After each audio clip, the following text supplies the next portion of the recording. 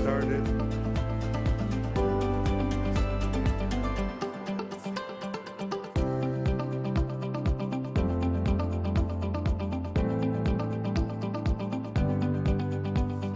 There will be presentation of our party paper titled Empowering Europe's Middle Class in a World of Shocks by two of our party vice presidents, Petteri Orpo and Johannes Hahn.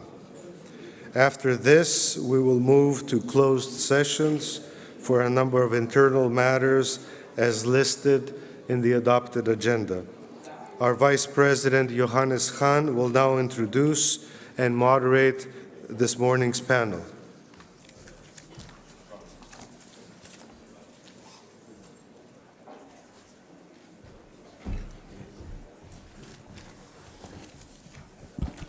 Thank you, Thanasis, and thank you for inviting Petteri and myself to lead the discussions on the middle class. I have to admit, like apparently many of us, I'm not an early bird, so I hope I can nevertheless go through what is essential concerning middle class. Why we are talking about this? I think first, and this is important, 1 year, almost 1 year, more than 1 year ahead of the European elections, I think the EPP is the party representing the middle class. The middle class is, there are different definitions who belongs to the middle class. I think an easy definition is it's about the people who want to work, who pay taxes and contribute to society. And this is quasi, I would say, a line which can be accepted. There are also different definitions that middle class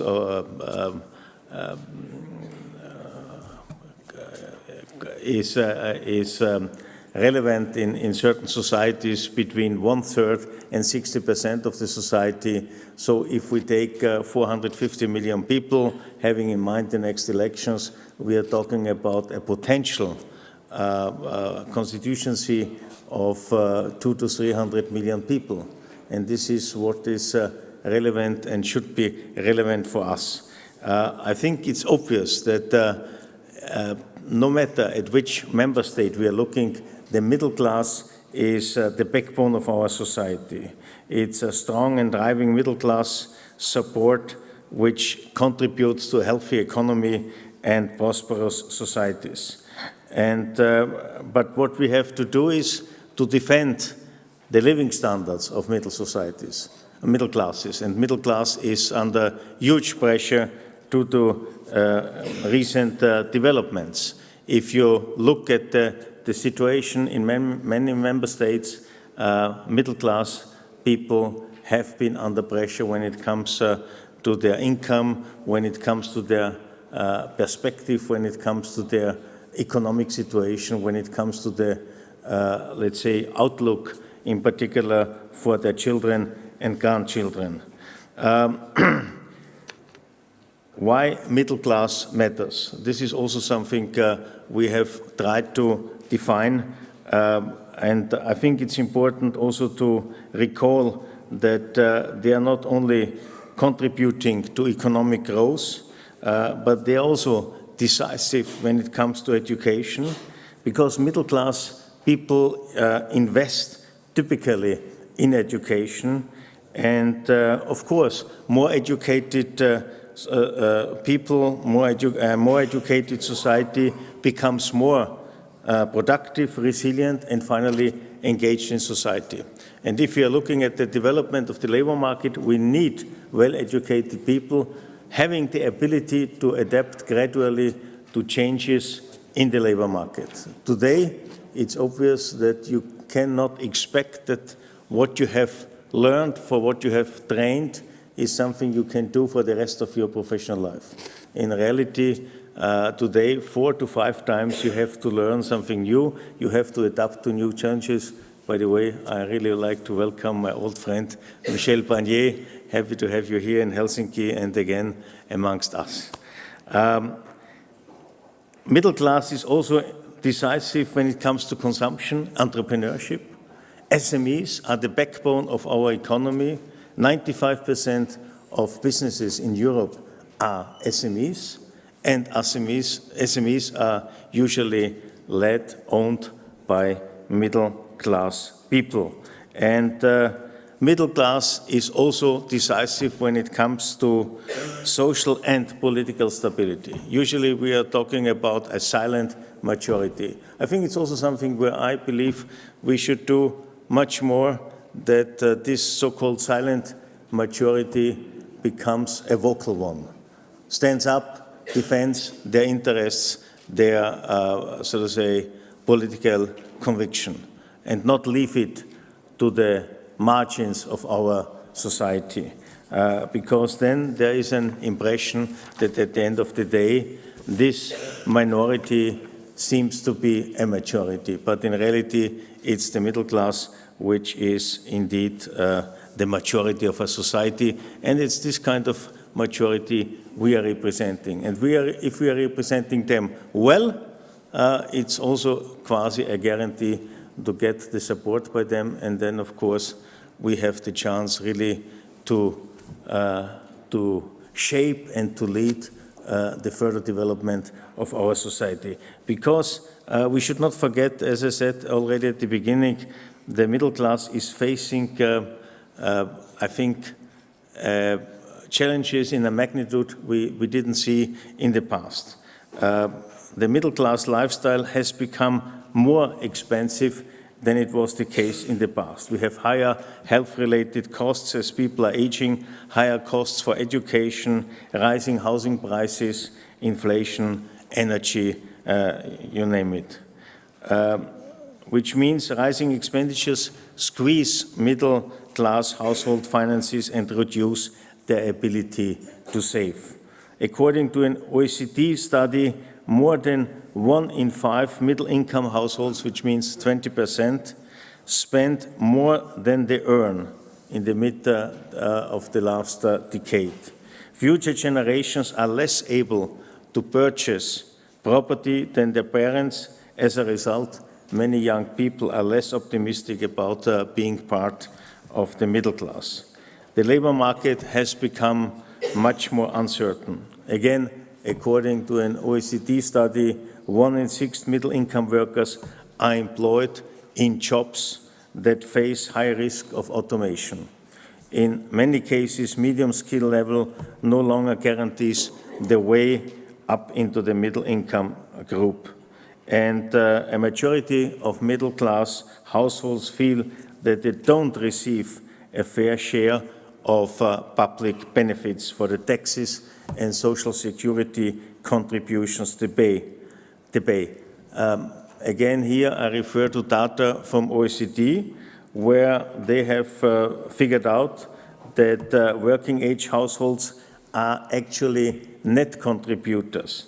So it means that they are chip in 12 to 17% more than they finally benefit. And I think this is also a general perception of many, probably also of many of us, that we finally chip in more, pay more than we get back. And this is also something which creates a lot of not only concern, but headache, depending on the economic situation of different households.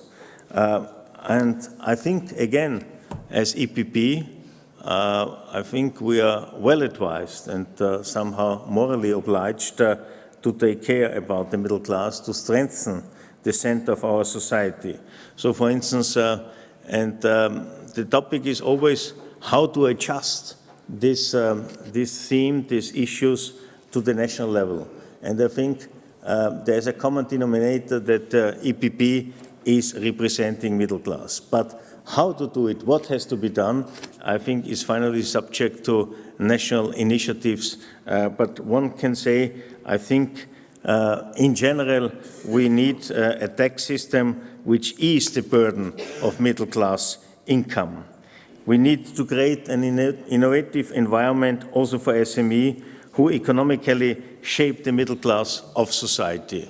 When we are discussing how to react to the Inflation Reduction Act, and if you talk to business representatives, I have to admit that the first demand is not additional subsidizing. The first demand is reduction of bureaucracy, of red tape.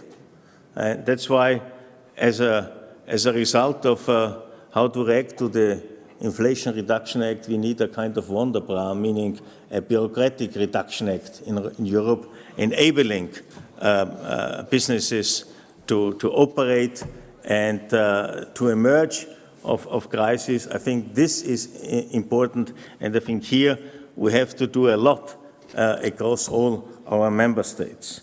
And I think, as I said, middle class is very much about a silent majority, and that's why I think we have to stand up, we have to fight populists misusing the situations. Honestly, I have never seen any populist movement which has resolved any kind of problems. My experience is each populist, every populist movement is only creating problems but not resolving problems. And I think this is something we should be aware. We should be vocal on it. And I think here we have an obligation to engage more. And of course, nevertheless, we have to offer ways to participate in society so that indeed middle class is heard, in particular, as many fear being lost in the cacophonies of social media. So I think in a nutshell, and this is also, if you want to have a summary of our resolution, the EPP should be, must be, and is the voice of the middle class. In order to strengthen this, I think it's not only, if I may say, a party mission, but it is again a social and societal obligation. And if I told you about the number of those who are belonging, depending to the definition, to the middle class, we have a huge electoral potential. Last time in the European elections, we scored 24.2%, well below the possible potential. So if we are a strong voice, if we are a strong defender, if we are a strong advocate of middle-class interests, I think we can gain across Europe a lot of support. If we are serious, if we are credible, and I have no doubts about it. And I think it's important to start this discussion, and this leads me, so to say, to the next part, to ask some colleagues, very experienced one, to discuss about how to engage much more also in different member states concerning middle class. And for this, I would like to ask my colleagues, Helga Virkkunen, Eva Kulas, and David Lega to join me on the floor. Petteri, you want to take the floor before? I understand at the end, or? Petteri, you are campaigning. We have to take care about your time schedule. And let's give Petteri the opportunity to say something.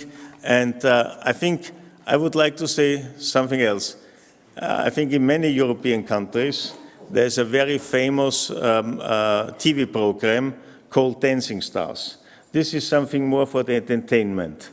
There are some dancing stars in Finland, but you are the serious, the consequent, the economic-related alternative for the daily life of Finns, and I'm sure this will be honored very soon in the elections. Petteri, all the best for you, and the floor is yours.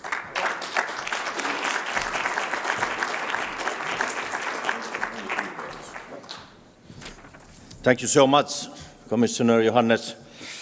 I would like to thank you for your work to have this paper, this draft paper. I'm very happy on this. It is a good compromise that I think we all can accept. I would also like to thank Vice President Suica for her input. Only a few words. If middle class suffers, economy and society will stop functioning, and we will face much bigger problems in our societies. And I think this paper is very important to EPP because we have to win the trust and middle class hearts to our side, because they are very important for societies and for economic growth, and they are also very important in elections. So that is why this is a strategic paper. We have to have clear messages to the middle class.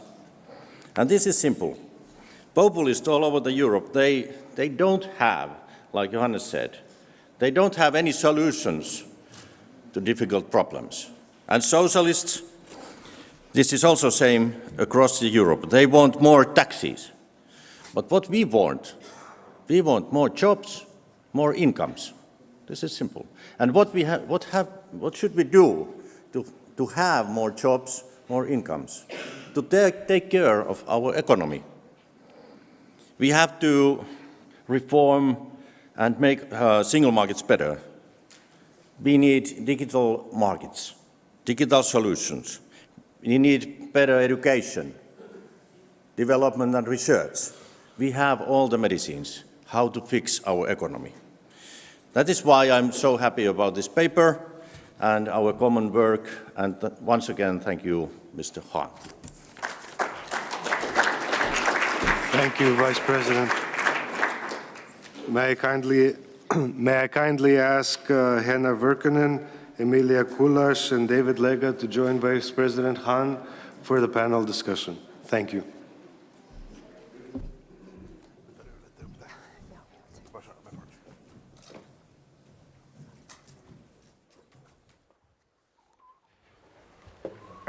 Yeah, thank you, Thanasis. If you allow, I would briefly introduce the panel. It's about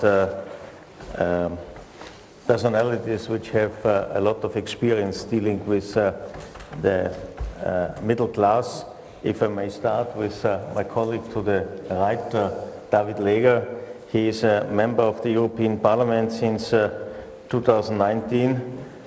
Member of the Committee for Foreign Affairs and Subcommittee for Human Rights, and also quite interesting, but I suppose today not much to do, a member of the EU-Russia Parliamentary Cooperation Committee. He aims to be a voice of the voiceless, but we will see that's quite the opposite. He is a very strong voice, and I think he has done a lot also for children's rights, and you are insofar very close to my heart because you have been, like myself, a city councillor in Gothenburg, and but he is also a world champion. I understand in the Paralympics you have gained many medals, and you have finally hold, I think, 14 world records in swimming. So. Congratulations. Thank you. Thank you. To my left, Henna Virkkunen. She is a member of the European Parliament since 2014, which means already a very experienced parliamentarian. She was Minister of Public Administration and Local Government in the government of Prime Minister Jyrki Katainen from 2011 to 2014, and now in the European Parliament. She is a member of the Committee of Industry, Research and Energy and the Committee on Transport and Tourism, many areas which are decisive for, so to say, transforming or translating middle-class interests into concrete policy. And she is very much on the digital sector. She was recently rapporteur on the non-binding opinion on digital platforms and on driving and rest times, which is also, I think, a very important topic for the time being. And finally, I would like to introduce also Emilia Kulas, director of EVA. Sorry to mix up EVA and the Finnish business. and Policy Forum. She's a journalist by training, and I think now she is the chief editor. Allow me not to say the name, or because Hello, Selma. Yes, I used to be editor-in-chief of Finnish Business Weekly, but now I run a think tank, one of the oldest think tanks in Finland. That's Finnish Business and Policy Forum. Yeah. And that's the name I ever, and I'm Emilia, so no wonder you got it mixed up. Let's stay with Emilia. Thank you so much for joining me. I mean, as a brief, so to say, introduction, maybe a few questions related what means middle class for you. What do you think we have to do? What needs to be done at the European level in order not to leave anybody behind? Finally, what kind of policy do we need to empower them in today's world? I mean, middle class, as I said in my introduction, there are certain developments which are not showing a very optimistic picture. Actually, what is the advantage of EPP in empowering the middle class, and what could be the role of middle class in the economy, and, as I said, particular in SMEs, where I believe middle class plays an important role. In order to have, so to say, a kind of ping pong, maybe I would start with you, Henna, if you agree, and then David, and then Emilia.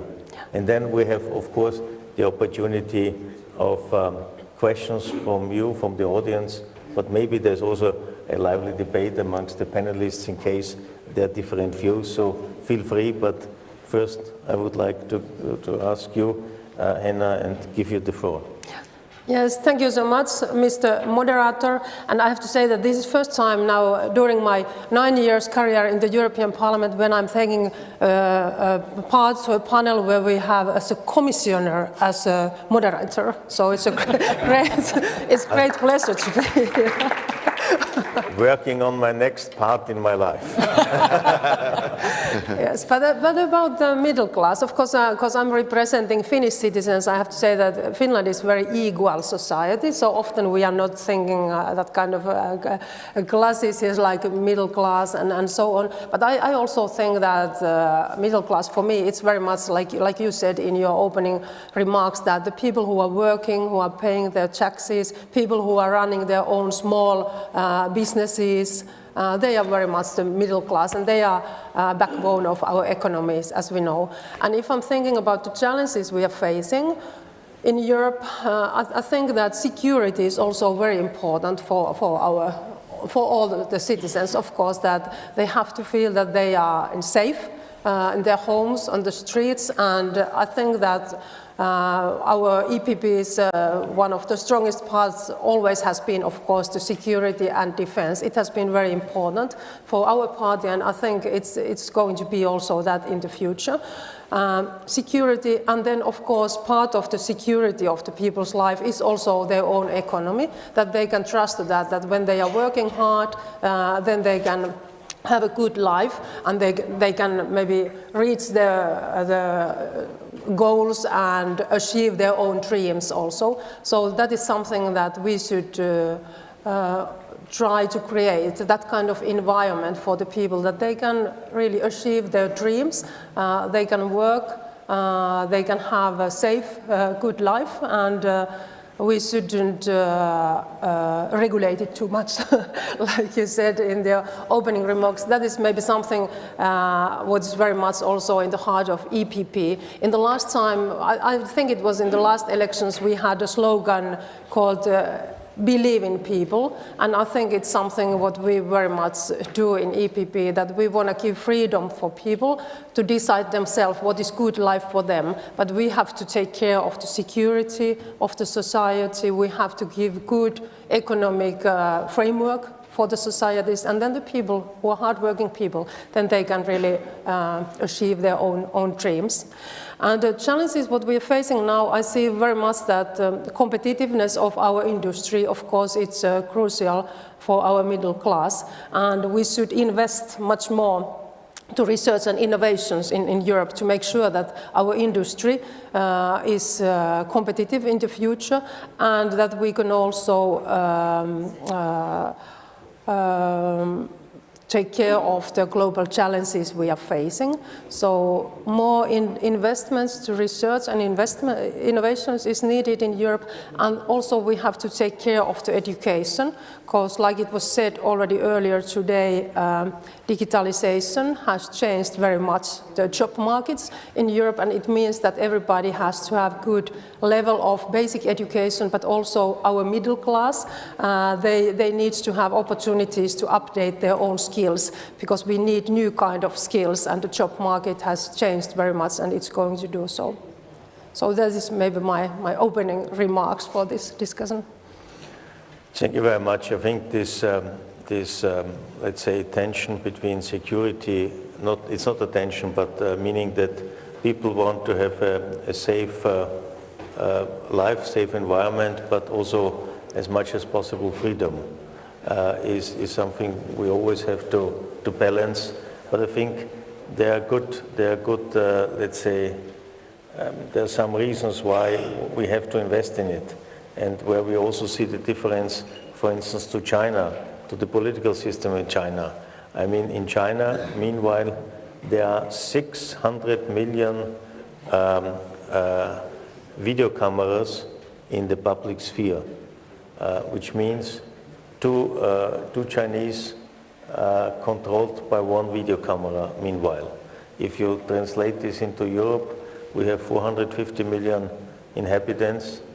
Imagine if there would be 225 million video cameras in the public sphere to surveillance our daily life.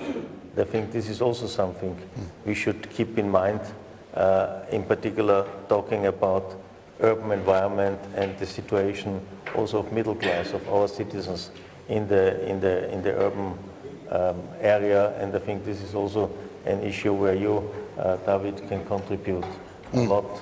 And please take the floor. Thank you so much. I jotted down a few thoughts when I read the paper, but after listening to your introduction, I would like to start on another point, because I really enjoyed your definition of the middle class, to work, to contribute, to pay taxes. And I remember when I myself finished the Swedish gymnasium. I was 19 years old, growing up in social democratic Sweden, finished my gymnasium, and I just got a letter sent to my home. A letter from the government giving me a pension for life. That's the letter I got.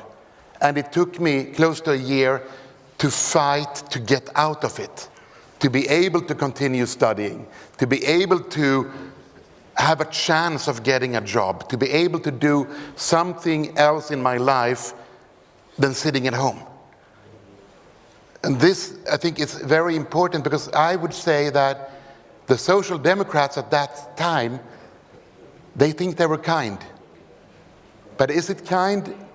I wouldn't say evil, but let us consider the difference between short-term kindness and long-term kindness. Short-term kindness is giving me a pension. Long-term kindness is believing in me, as you said, Hannah.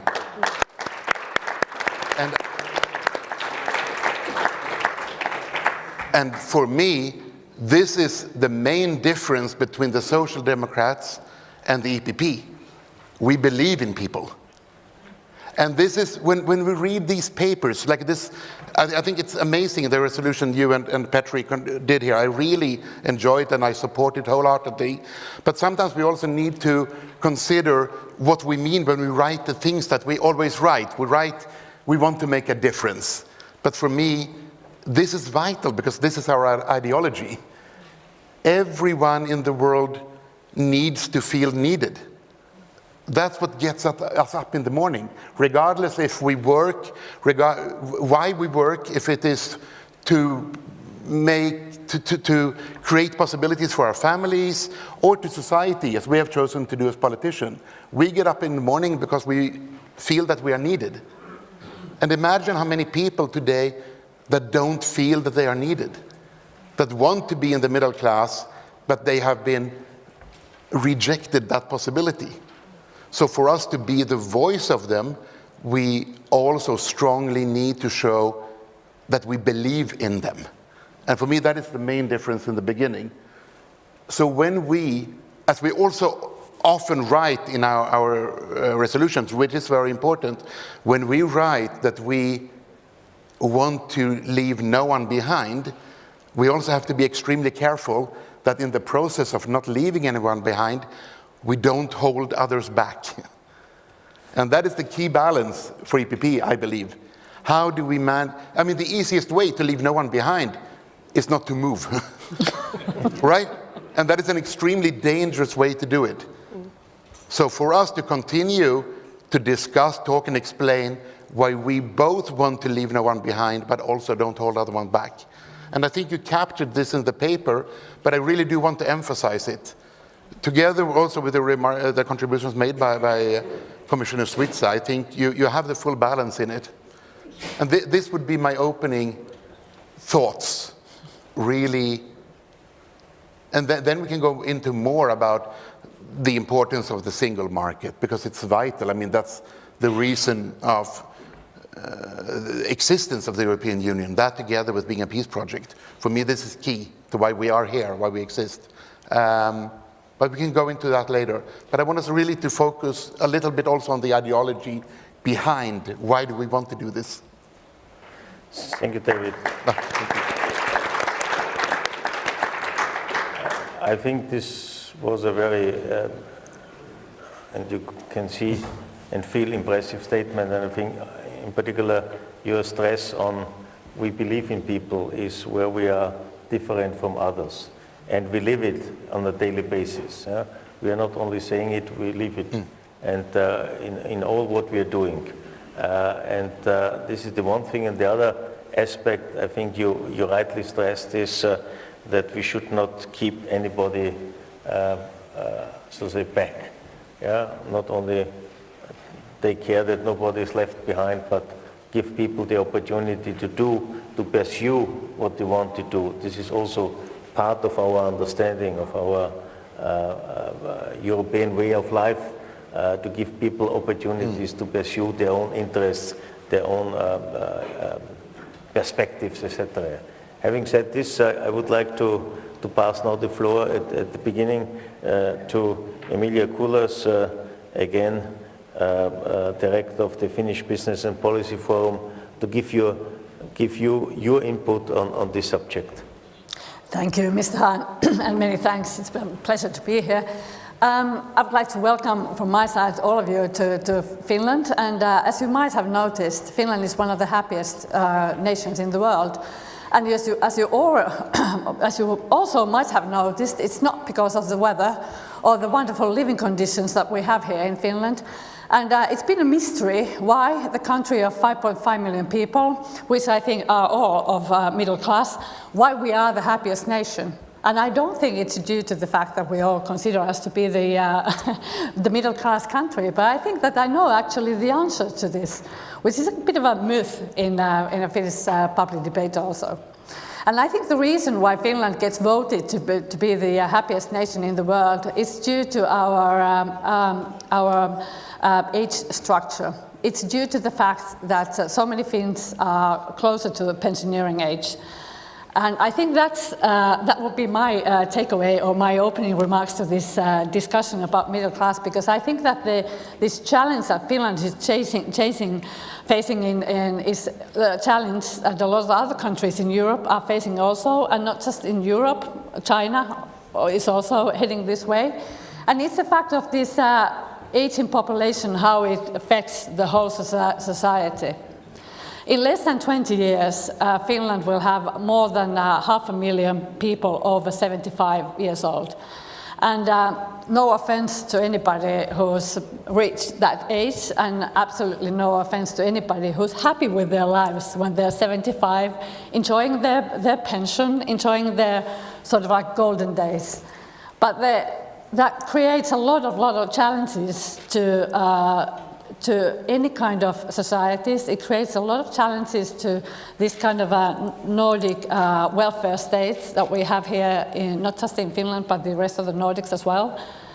And I think it comes down to there are at least two facts. One of them is that a 75-year-old is actually it's getting more and more expensive to the society. And in order that we would, as a society, be able to provide the services for the older generation in our society, is that we need a lot of people to be able to work. And I think that ratio is going down in Finland, and because Finland has a fastest aging population in Europe, I think we are the ones who are going to we have to find ways to tackle these channels. And there I come again to this myth about the happiest nation in the world. It's great to be happy, but I'm not sure it's so great if the reason why you're happy is that you're content to what you have, that you're really happy what you have. And I think that's a challenge that we're facing here in Finland as well, and I think it's a challenge that especially policymakers and political decision makers, that we shouldn't be happy, we shouldn't be too content from what we have. And we should always look for the young, that we have to create conditions for the youngsters to survive, to thrive and to success in society. Because the older we get, and the closer to the pensioner age we get, I think it's what's really good for a single person to be content with their life is a challenge if that affects the whole society. With that, I'd like to start. Thank you. Okay, thank you very much indeed. I mean, I only know the overall European figure. I mean, the average age in Europe is more than 40, double of twice of Africa.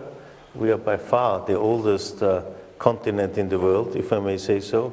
And of course, this again puts a lot of pressure, and indeed we are benefiting, and for each individual it's great to become older and older, but indeed it puts a lot of pressure on the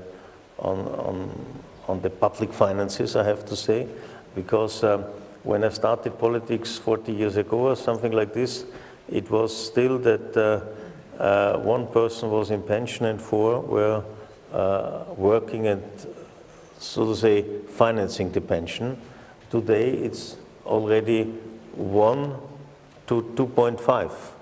And this is something which is indeed not sustainable, because we have to see what it means also for the next generation. That's why I think in many countries there is very understandable a discussion about, in my country we call it a generation treaty, a fair balance between the youngsters or the young generation and the older ones. And I think this is something also we have to address, how to preserve, so to say, the interests and the condition for middle class. I mean, maybe it's also an interesting question, but if I may say so, looking into the audience, there are not so many really young ones. I'm wondering if the really young ones are so much focused to be members of the middle class, if this is still an issue for them, if this is still an asset. I would be interested to hear, because for us, middle class is something we all want to be in. Yeah? And but what means middle class? If, for instance, would be interesting also to get your feedback about the job situation. Today, young people are facing a situation that there is no guarantee if there is a job for them, let's say, in a couple of weeks or next year. They all have job contracts for a couple of months, a year, not lifelong job guarantees. Things have really changed. What does it mean for people? What does it mean for the society? In which dimension is the society changing? If you have people having not yet a guarantee what would be their income, but on the other hand, sometimes I have the feeling about young people, this is not something which really matters them too much, but maybe I'm wrong. But I think here also the awareness amongst societies has changed. Maybe we are still less risk oriented than the younger generation, or maybe I'm wrong. but this is also something we should understand a little bit more, also in order to quasi enroll our or roll out our policy for the future. I'm not really about this. Yeah. I'm not really sure whether middle class actually has such a. Does it sound so exciting, especially if you're, say, 19 years old? I'm not sure whether you actually want to own a Volvo and own your own flat. And at least when I was 19, I wanted to do something totally different, not to the kind of like the promise that middle class is kind of like a steady life. I think, at least I wanted to do something, far wilder then. And now, a bit older now myself, I'm really happy that those days are past me. So it kind of like it changes. It changes over time when we grow up. And what's the promise of being a middle class when you're under 20? I don't know what it is. No, I was thinking a little bit more also about. We talk, and I think it's important we talk both about parents, about grandparents getting older, but I'm worried sometimes that we forget the children. Because to answer your previous question, how we fight populism, education. I think that's the only way to show and teach our young generation that there is no way to have easy solutions for everything, that nothing is black and white. So I think also we need to start there in education, especially of the middle class, to help them, to support them, because as also been said now, we struggle, we fight, we want to make it worthwhile getting up in the morning, which means that our job is also, as you mentioned very well in the paper, not to have too many rules, not to make it too hard for people to actually contribute and give back. I'm thinking also about, people know me in the EPP group as a champion for human rights, for labor rights. We talk in the Droit Committee about due diligence, but we also have to be realistic and place realistic demands on our SMEs. It's absolutely impossible for them to continue if we put too many harsh demands on the SMEs. That would make it too hard to continue. Before I became a politician, I owned my own business, catering, producing clothes, shipping from Thailand, custom making suits for people. And we were there several times checking for children, if children were working and everything. But if I was forced to do more than that, I would be bankrupt. So we have to think of that perspective too, especially for SMEs. Yeah.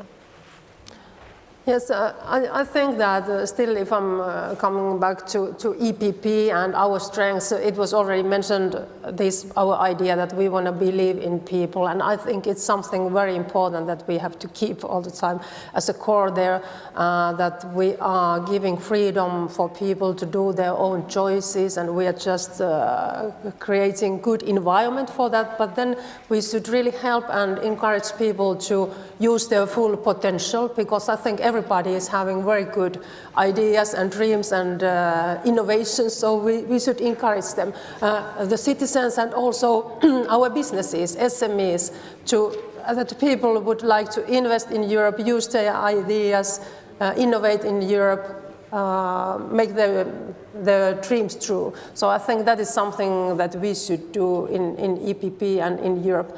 And I see very much that the basis for that is, of course, education, that in all the member states we have to now invest much more to education, because new kind of skills are needed in our labor market. And I think, for example, social media is now challenging our societies and our young generation very much. So we have to look very carefully also the social media and internet, that what does it mean for our youngsters, and we have to look our educational systems very carefully because of that. And like Emilia said, I see also that one of the main challenges for our economy will be in the next years really our aging population, because we will have a lack of workforce, and we can see it already now that 77% of European industries, companies are saying that they have problems to find people to the jobs, and 25% of our SMEs says that it's their biggest challenge,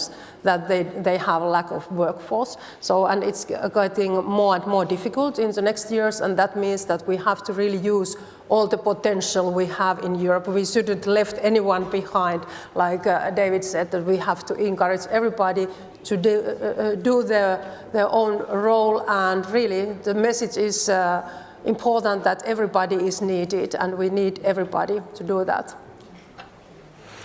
I think what you have both, or all three of you stressed, is the need of education. I think it's about education which helps people to have a self-determined life and to adapt to new challenges. And I think this is extremely crucial. Why?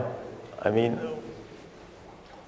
in meetings like this, we all agree we have to fight red tape, we have to avoid bureaucracy, less rules. But at the end of the day, maybe this is a European mentality. Whenever something happens, we are first calling for a new regulation. So I think it's also on us, in particular politicians, to lead by example, to say not everything in our life must be regulated, at least not in every detail. And may I recall, I'm saying this, so to say, as a member of the European Commission and also addressing the European Parliament. We are both in the same boat.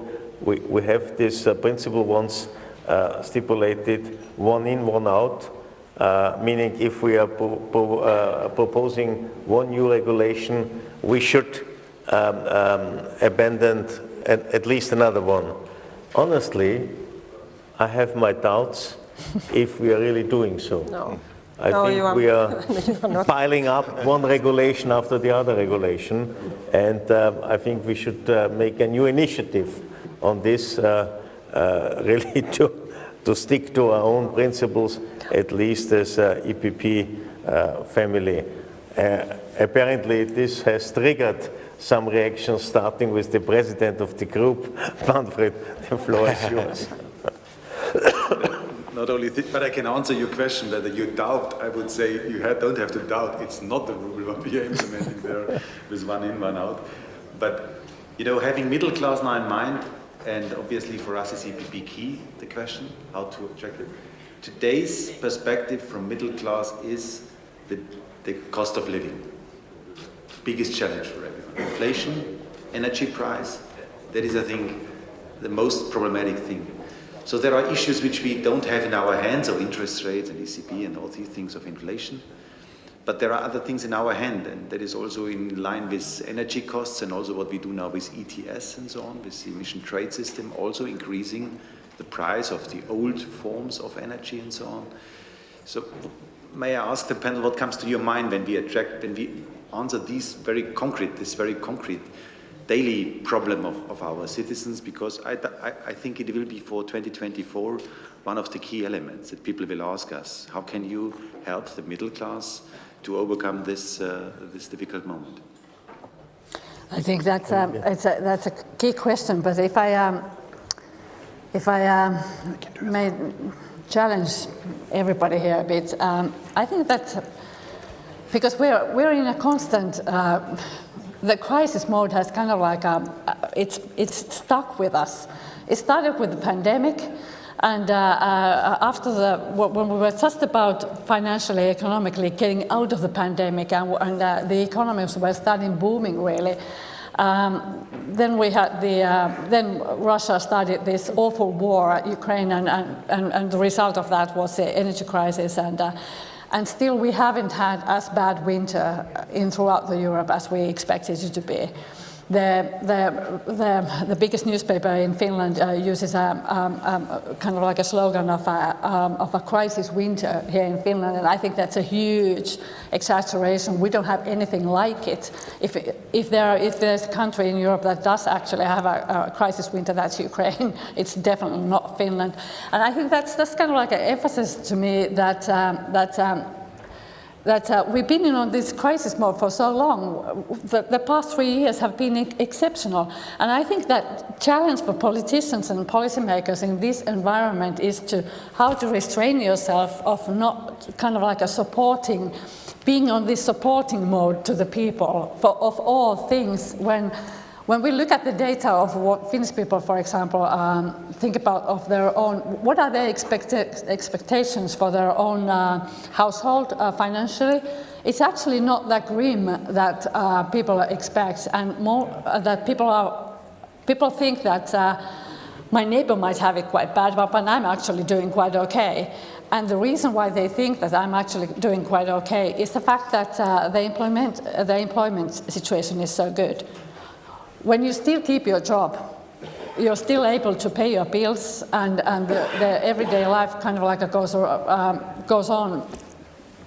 If not, the living expenses have definitely risen, but have they risen so bad that we need politicians to meddle in everything? And do you really want to be your politicians come next to you and say, I'm from the government and I'm here to help? I think that's a challenge that you have. Well, also to answer Manfred's question, I think you and Mr. Orpo are on top of it in this resolution as well, when you talk about reasonable taxation, debt sustainability. I think that's important, but also that we show not only that we understand the issues and the worry, but we also do something concrete, like our colleagues in Sweden, Ulf Kristersson, Prime Minister, and also my leader of the party, Energy Minister Ebba Busch, to show that we now do action and give grants and help with the energy costs and the prices, that we really take action as soon as possible. That gives confidence to what we do, and that will help in the long run. But we have to we have to show not only that we do understand, but that we are willing to do something. Roberta Metsola said it yesterday, be bold. I think this applies here too.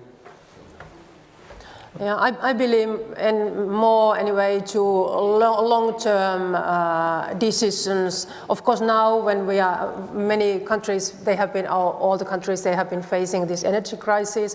I think, of course, all the households who are we need to help those households who are very much suffering about the situation. But we have seen also that when all the member states, they have been giving a lot of subsidies and support during the energy crisis, it has been also mixed our energy markets very, very much. So I think we need also more long-term solutions here. So we need more investments to our own clean energy sources. That's what we are doing in Europe, and we have to really boost the investments there. It will help in the future with the energy crisis. Of course, now those people, those households who are in big trouble, they need some extra support, some crisis support, but we can't continue in this crisis mode now in the future. So for example, with the energy crisis, we have to just keep on our track now and boost the investments in this sector. And taxation plays important role when we speak about it, that how encouraging environment we have for the people who are working hard, who are running their own businesses. And this is, of course, a little bit difficult topic for us in the European level, because taxation is something that member states are deciding. So how to take, we have it in our position paper, of course, about the taxation, but anyway, it's in the end the member states who are deciding on that. Of course, to make sure that we have right level of taxation and good system in all the member states, we can make it sure. If we are voting EPP in all the member states, then we can take care of that also on the member states level. But really, I think we should look now the solutions in the long term, and I think that Green Deal investments to our own clean energy sources, it's important, boosting our investments to digitalization, to make sure that our economy is competitive in the future. That's how we are creating good environment for the people's life in the future also. If I may start where Emilia came in, it's, I think it will be for all of us a challenge to return to normality the longer the suspension or easing of regulations lasts, because people getting used to it. And, but I think many of the regulations or conditions of the past were not silly ones. They were there for good reasons. Everything, for instance, what is related to the single market, etc., to the functioning of it. So this will be a particular challenge. Number one. Number two, more related to what Manfred has said or asked, but also what Petteri is doing in his campaign, focusing on the debt situation of countries. I mean, what many of our societies have done, probably understandable under this emergency situation, we have provided support, may I say, to each and everybody, and probably to many who in reality are not so much in need. But there was quasi the same for everybody. And in order to afford support to those who are in need, I think we have to be, and this is also something we have to learn from the last 3 years, to be much more targeted in the way we support those within a society which are really in need, with more than probably we have done currently or in the past, and maybe less to those who are less in need. So we have to understand also in terms of our data, if I talk for instance of my country, who is really in need, where should be the financial support in a more targeted way. Because at the end of the day, it's about the sustainability of our debts. And if you look at the current interest rates, we will have a problem in a couple of years. And this is why one has to stop the way we have provided financial support in the last couple of years. But nevertheless, we have to understand where it is extremely important. Because if I look at the development of the debt level of member states in the last, let's say, 10, 12 years, we had a peak in 2014 as a consequence of the financial and economic crisis. And many member states managed to reduce their national debt afterwards significantly. What enables them to provide the necessary financial power to weather the last crisis? And others didn't have the financial capacities. And then, of course, European solidarity was required. And I think here we have to work together to improve the situation of public households in order to enable us in the future, really in each member state, to help those in case there is again a situation really substantially, in order to recover faster than it was the case maybe in the past. I think this should be the lesson we have to learn to understand better the societal fabric of our societies, to understand where are the problems, with who has certain problems, and then of course be more targeted in our financial support. And I think further financial support for some will be necessary. If we go for green transition, it's not something which is a win-win situation per definition for each and everybody immediately.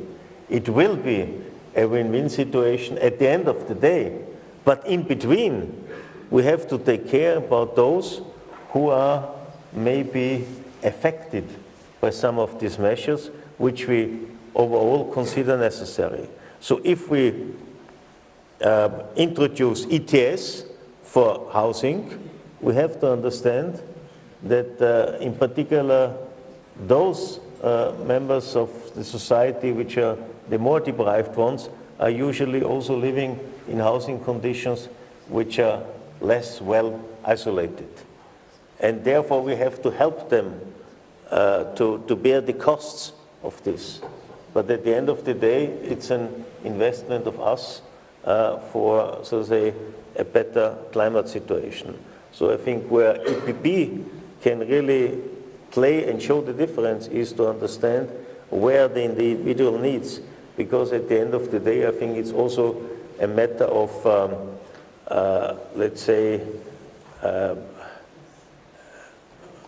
we should enable people to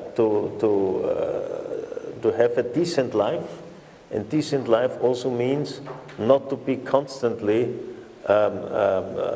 reliant on public support, because I think this is also something of I think where we are different, for instance, to the socialists.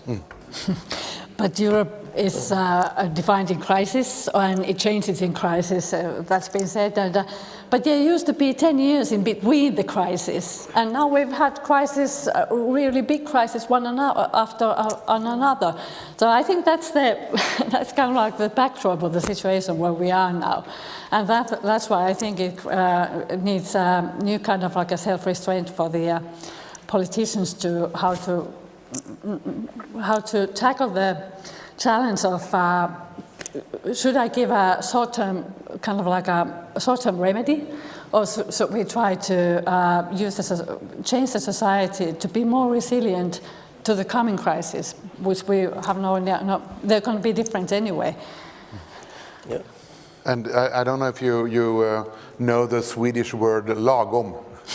I don't know if you heard it, but it means not too much, not too little, not great, not a catastrophe. In the last campaign, the Christian Democratic Party of Sweden, my party, we went campaigning on the sentence, make EU lagom again. And that was exactly what we meant. Not to do everything, not to spend everything, but to maintain maximum focus on the right key issues. On the single market, on sustainability, on foreign relations, on human rights, but to focus where we can make a difference instead of shooting at everything all the time. And for me, that's EPP.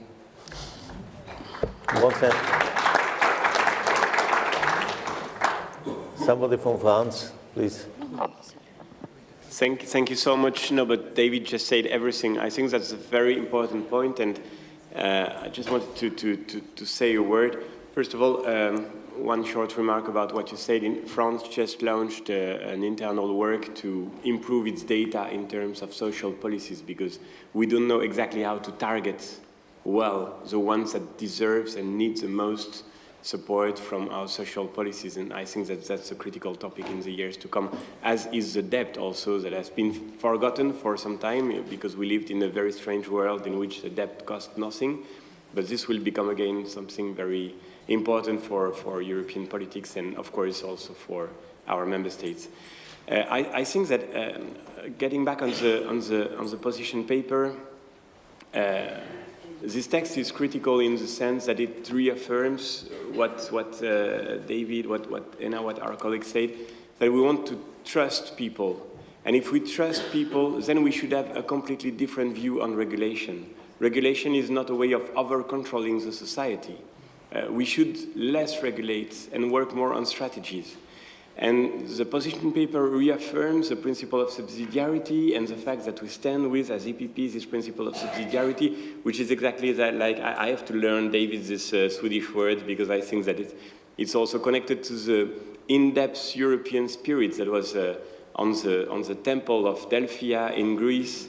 Never too much, never too much. And I think that today we are, when we will get back to our political work in the European Parliament, in the European Commission, but also in our member states, we are confronted to the temptation of doing always too much, and not trusting enough people, giving always signs of distrust by producing in-depth, in-detail regulation that is in fact controlling the everyday life.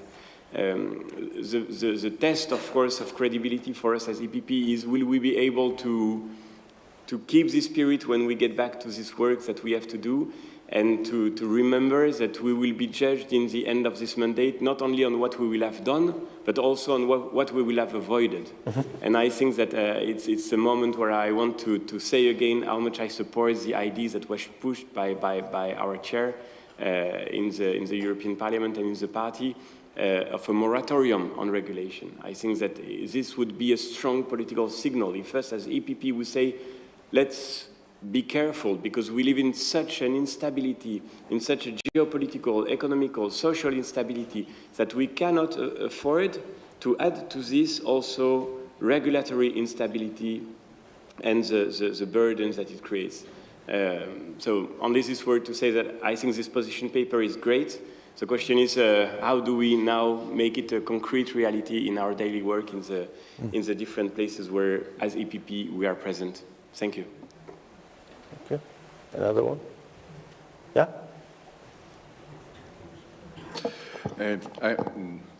Thank you, Chair.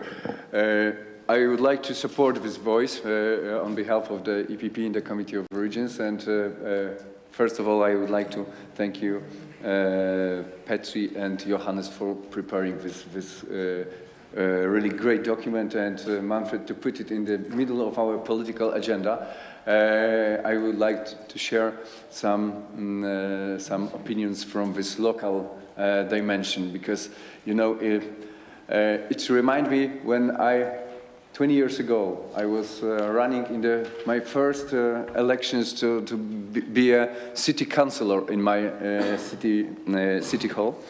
And our slogan was wealthy citizens means wealthy city. And it is actually the same, that our philosophy is the building strong middle class and competitive SMEs on the ground. And you know, in Poland, I can, as a Pole, I can read an even book how to build a middle class out of nothing. Because, as you surely know, 30 years ago, we didn't have any middle class. And right now, I think that thanks to decentralization and implementation of subsidiary, and to giving just like David said, that we decided to believe in people, to believe in cities, that they can create good environment, we succeeded. So right now, I think that you can count on this local support, but I think that it is good when we will discuss for example, next MMF, we should once again look at this perspective, at middle-class perspective, how to strengthen and competitiveness, and how to strengthen the cities and municipalities, because finally they know better. Our families in our cities know better how to unleash the potential of our citizens and our companies. So it is the voice of support from the ground, and I think that you know. One little remark about less bureaucracy, because it is great. We are fighting with them with this idea, because we would like to be, as a local, as a mayors, as regional leaders, as supportive for a business as possible, representing EPP values. So we are trying to for example, to prepare our building permission to launch it as soon as possible for all entrepreneurs, and it is our philosophy on the daily basis. But sometimes it is really funny when we're talking about this European level, about decentralization, I'm sorry, not decentralization, about less bureaucracy. It is sometimes funny because in 2007, 2013, the typical entrepreneurs to be granted needed to read 6,000 of pages, and right now it seems that it is something like more than 10,000. So you know, so we have to really look at our the work in some kind of critical view, I think, when we'll talk about the future, and we are fully at the disposal to participate in that. Thank you very much. Thank you. Have another question or comment from the Committee of the Region? Yes, thank you. Thank you to the panel and the speakers for a really lively debate. And I'm happy to add my voice to President Geblovich as a member of the EPP group on the Committee of the Regions. But I think it's really important that we have a strong voice on this topic, because we are the people that are at the coalface of the SMEs and the towns and the villages in our regions across the Union. And I'd just like to share a little bit about my experience as a working elected county councillor in Dublin, in Ireland. We have a really strong local enterprise office in our county of Dún Laoghaire-Rathdown. And they've been an invaluable support to SMEs over the last few years, particularly during the pandemic and its aftermath. They readily provide ongoing training and upskilling and mentoring to not only support the SMEs, but to allow them to thrive and upskill and adapt to the changing situations, and particularly in areas like digital marketing and management development, which allows those business owners to go further with what they have and to be supported. It's currently the local enterprise week in Ireland, so there's lots of activities going on around the country with exporting seminars and digital workshops with Google, so there's an awful lot happening at the moment. And can I just say that it might have been said already, but let me reiterate that our societal wealth thrives on an economic model that enables the entrepreneurial spirit to create on a model that embraces innovation. I see this on the ground every day from our local government and our national government, which is, of course, an EPP-led government by our Taoiseach, Leo Varadkar. And could I just say a final word on our next to welcome the paper before the next session. We're really happy to see the Think Small, Think Regional principle is there, and think that this will help the EPP at all levels to win over the middle classes again. Our policies should be focused on building industrial capacity at regional level, to link strategic priorities with available EU funding and to match them with SMEs' needs on the ground. So a concrete proposal could be for us in the EPP to drive forward SME-friendly tendering. So, Gurb Mila Mahagrib. Thank you very much. Any comments here? Well, about this red tape and bureaucracy, I think one thing we've noticed in Finland, and I think that applies to all European countries, is that when the regulation, when the amount of it grows, because I think that also the national governments aren't being too good on that rule, which is a very good rule, that one set of regulation in, at least one out, is the fact that because it puts us straight, big companies can handle the massive amount of new regulation. Really small ones can handle it too, because they can fly under the radar, so to speak. But I think that it hits the hardest of the mid-sized enterprises, but it also affects the officials, because at at least in Finland, we've noticed that the officials, they have their own struggles to how to tackle all that new regulation as well. And that the end result of that is that the companies can't really rely on the procedures that affect their, for example, their decisions on where to invest, that they function as well as they should. And that comes down to the fact that even the government officials don't always cope with the amount of rules and regulations that are coming in. So I think there's something that we should tackle.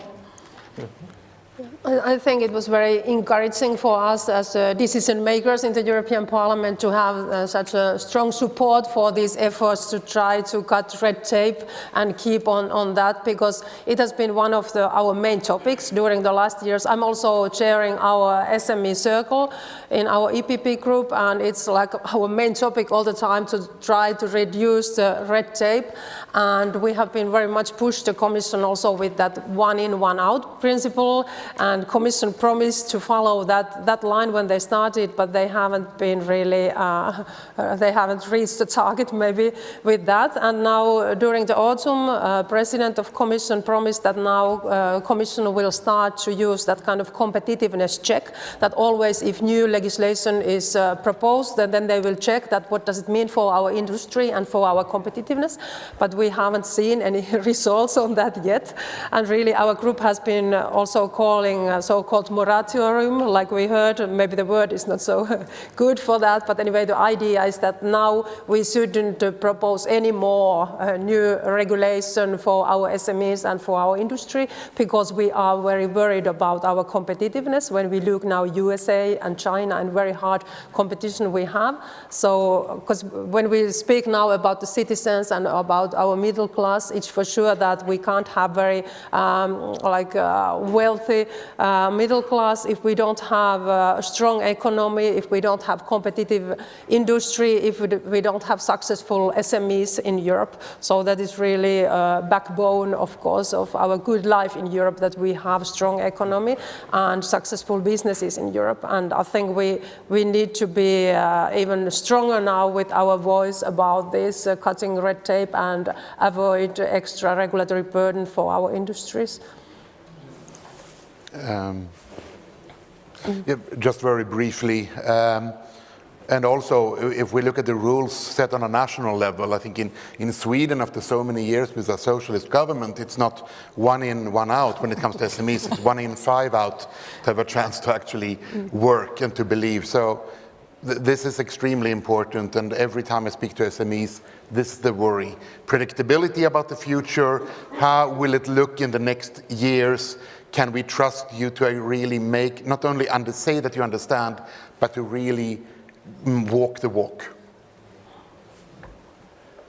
I think it's something where we all have a responsibility, Commission and Parliament, because in meetings like this, we are all strong and united in reducing red tape, and finally, if it comes to the reality check, is a different one. So I think, but it's good to have this kind of debate, because it's reminding us that we have to stick to our principles. And I think, if I may add to this 1 in, 1 out principle, and I have to admit an old idea of mine, this is the so-called sunset clause for laws, meaning that each regulation should be should include a kind of sunset clause, which means that after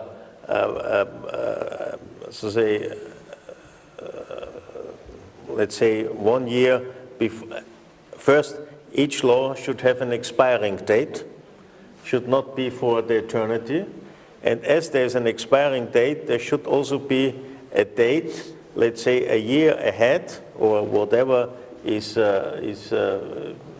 suitable, to check if the existing law should be extended, should be adjusted, or should be revoked or abandoned. So I think also this helps the lawmaker to do something without creating something new.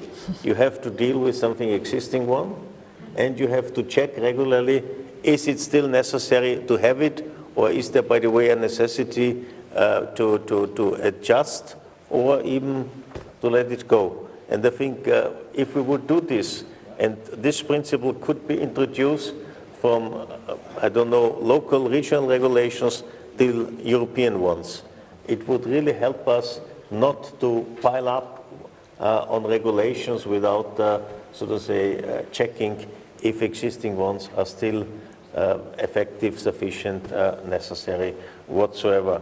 But I have seen former Prime Minister from Lithuania, maybe with a final question, comment, and then I would ask for final statements here on the panel. Please. Well, thanks a lot. Yeah, I am from Lithuania, now member of European Parliament, Andrius Kubilius. Very briefly, it's good paper and good discussion, but always when we are talking about middle class, immediately we are moving into small and medium-sized business. But what I think that exactly what our colleague Virkunen have said, small and medium-sized business is part of the whole economy, of the whole, it works in some environment of industry and so on and so on.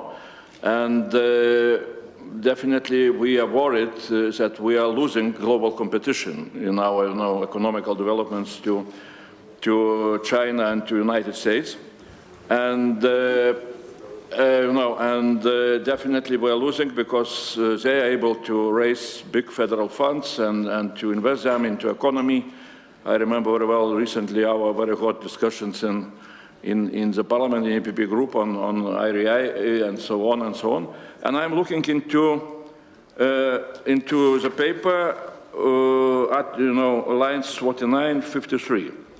I am quoting, "To compete with powerful global actors, the European Union competition and state aid rules must be updated and simplified to allow the speed and flexibility needed to stay ahead of the curve, safeguarding a level playing field for our industries and the prices." I will not continue, but I'm wondering, maybe just my comment and request to have additional paper exactly on our policy towards industry developments and things like that, because those lines which I quoted can have different interpretation.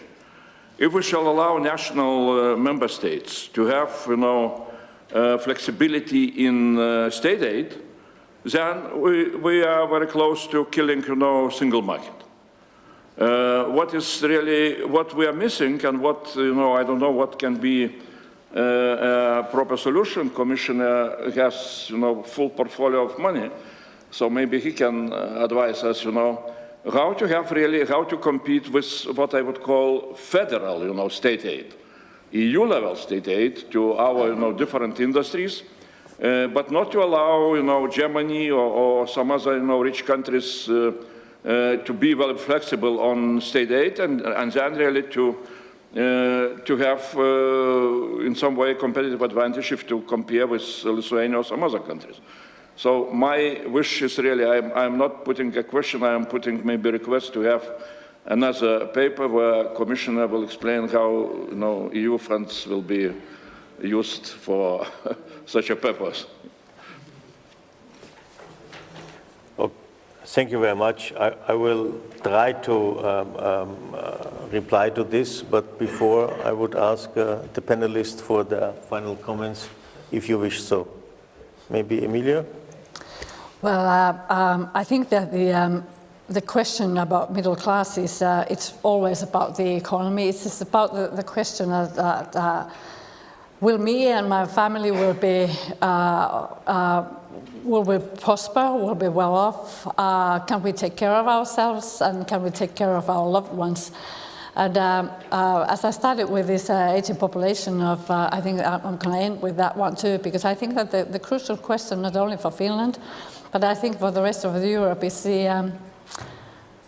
one of the how to answer this debate with the generations. How do we build a good society that we can take care of our older generation when our younger generations are so small?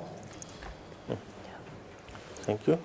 Yes, thank you. After this reading, after this position paper and after this panel, I think I have even a strong understanding of that we have to really go to the people's level and citizens' level and really do our best that we can really encourage everybody in Europe to use their full potential. We have to encourage them to use their ideas in Europe, and we have to encourage our small businesses to grow in the future. So I see also very much that our future, of course, it's dependent of our economy, how successful ideas and businesses we have here, and it's up to people. And we are the party who believes in people. Like Emilia said, this is also very much about the generations, and maybe it was a little bit that we were missing a representative of younger generation here, but in the afternoon there is going to be a discussion with students and youngsters, so I hope that everybody can also join this discussion, and I think we will get also new fruitful ideas from the younger generation that what is the future of Europe and to where we should pay attention for. Sorry? Yeah, and I really want to thank you, Commissioner, and Petri Orpo for creating this resolution. I think it's vital and very timely that we have this now. So thank you for that. I want to reiterate the need of actually seeing what's behind the sentences. Everyone needs to be needed, leave no one behind. But also in that, when we read, if I could make one small suggestion, it would be on the paragraph about ratifying the trade deals with different countries and also with Mercosur, that when we write, let's ratify them, it might sound like that's the finishing goal and the end. So I would suggest to somehow, if possible, add let's start by ratifying to show that we are aware of that this work we need to do is for many, many years ahead and that we will not stop, not even after Mercosur. But thank you so much. Thank you, all of you. I have to say thank you to the President and the Secretary General to put this not only today at the agenda, but to understand this is so to say, a core issue for us as EPP, because we are the representatives. I think we are the advocates. We are the natural defender and promoter of middle class. And I think the discussion today was a valuable one. I hope it was also inspiring for all of us in the way really to live what we have to discuss today in terms of really trying to avoid additional bureaucracy, etc. I think, David, you said the most crucial sentence, recalling our understanding, believe in people. And believe in people means also to behave like this, to act like this, and it means also to believe in, for instance, the work of civil servants in our public administration, to trust them. Why I'm saying this? Because there's a constant call on us at the European level. Once we have created another instrument, another fund, that we should have audits and controls to the very last detail. Let's really entrust our people at the national and regional level to do their work. Of course, certain kind of control is always necessary, but also here we should understand that once a colleague of mine said already 10 years ago, I have the feeling one is working and two are controlling them. And we should try to change it at least, yeah? Two are working and only one is controlling. Ideally, we should have even a better relation on this. Finally, to our friend Kubilius, I think the protection of the single market is one of our biggest obligation, and we have to do everything. I think it's also to have much more sensitivity if it comes to the interest of small or medium member states in comparison to the big ones. I'm also talking about us, the Commission. I think of recent events, we should also learn our lessons. This is indispensable, but I have also to say the European money cannot resolve all our problems. It can serve as an initiator, as a seed financing, but at the end of the day, it has to be matched with national, private money, investment, etc. And by the way, also this is, I think, one of the EPP principles.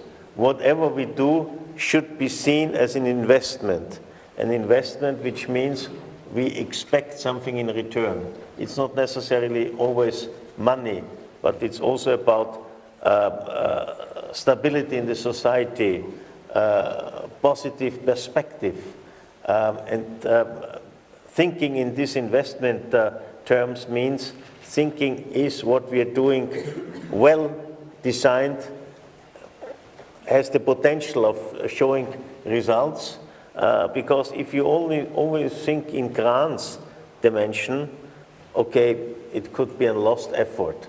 But I think it makes a difference.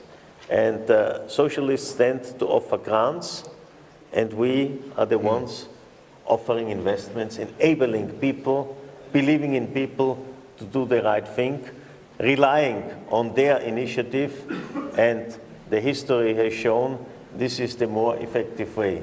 So we are indeed advocate of the welfare of people, and thanks again, Manfred and Thanassis, for putting this on the agenda. And I'm sure it's not only today, it will be one of our core themes in the future, because it's also something where each of our member parties can translate it into national and regional initiatives based on a common denominator, and this is EPP stands for middle class and believes in people. Thank you very much.